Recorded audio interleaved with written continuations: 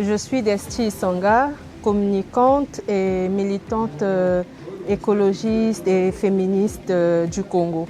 Depuis 2019, je suis engagée dans la vie associative ici à Pointe-Noire à travers d'abord l'association Kintwenya, ensuite Climate Education Congo et le réseau des jeunes féministes d'Afrique centrale, et je soutiens également les actions de l'association Future Maman.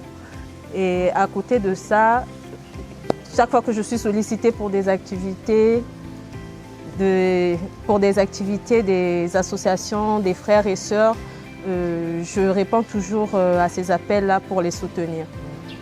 Comment je définis la femme que je suis? Déjà, je dirais dynamique parce que je fais plein de choses avec des journées de 24 heures, c'est pas forcément évident.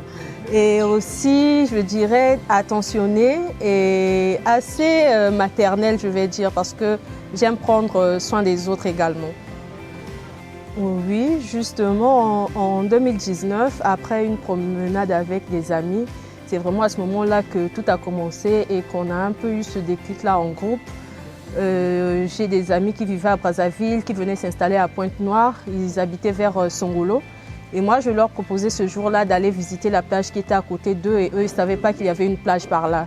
Et en allant visiter cette plage, que moi aussi j'avais visitée, ça faisait, je crois, 4 ans, 5 ans avant, quand on était au lycée. Après, je suis allée étudier à l'étranger, donc je revenais également. Et c'était l'occasion avec eux d'aller revoir un peu cette plage-là.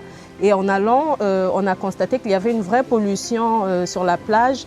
Et sur des conversations comme ça sur Twitter où on discutait, on commentait un peu les photos qu'on avait prises ce jour-là, on s'est dit mais pourquoi nous-mêmes on ne peut pas agir au lieu d'attendre ou de juste critiquer et d'être négatif sur ce sujet.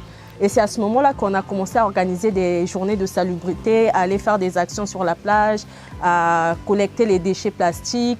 Donc tout est vraiment parti de là, je peux dire. Mon engagement à moi, il a vraiment débuté ce jour-là. Je pense que consciemment ou inconsciemment, il y a un prix qui est là. Déjà, le prix, c'est le temps, parce qu'on donne beaucoup de temps à mener toutes ces actions qui sont sociales. Et derrière, au départ, déjà, forcément, on ne voyait pas ça sous un angle entrepreneurial pour dire qu'on faisait de l'entrepreneuriat social. On a beaucoup dépensé. Les actions qu'on mène jusqu'aujourd'hui, beaucoup des actions que nous menons, c'est à fonds propres. Et ça, c'est un prix qui n'est pas négligeable parce que c'est des économies. On fait avec ce qu'on a, ce qu'on peut pour aider.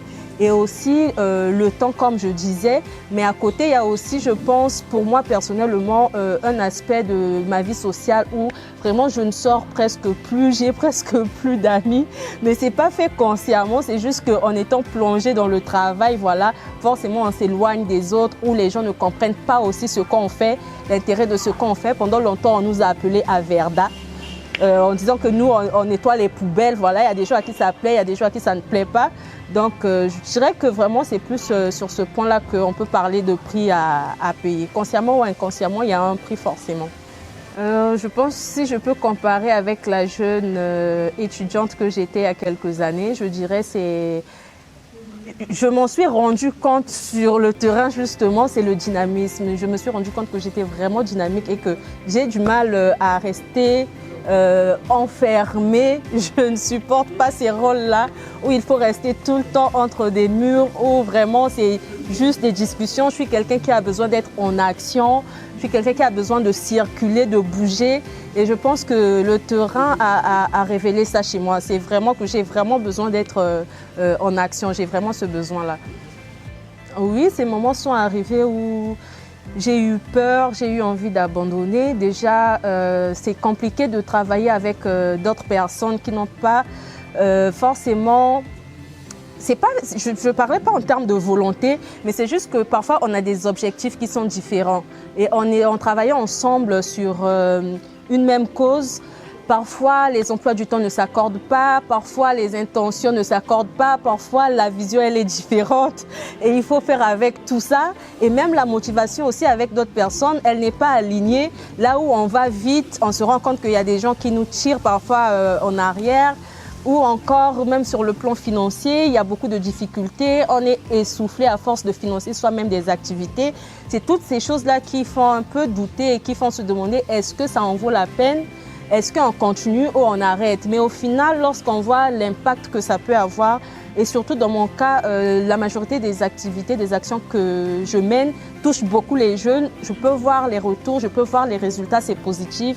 Et c'est ce qui m'encourage et qui me fait dire que voilà, il faut juste être déterminé, persister et forcément les choses vont aller mieux après.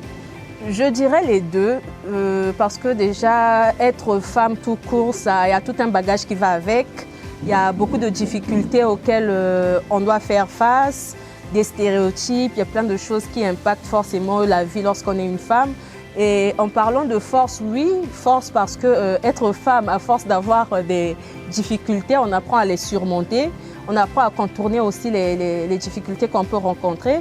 Et aussi, en termes de faiblesse, si je peux dire, ou voilà, comme ça a été posé dans la question, je dirais aussi que le bagage, il est là parce que, par exemple, si on va chercher un travail en tant que femme, on reste une femme et on sait comment ça se passe, les problèmes qu'on peut rencontrer, au-delà même de ses compétences, au-delà de ce qu'on peut apporter, on attend forcément autre chose parfois. Et c'est toutes ces choses-là qui rendent l'engagement d'une femme un peu difficile.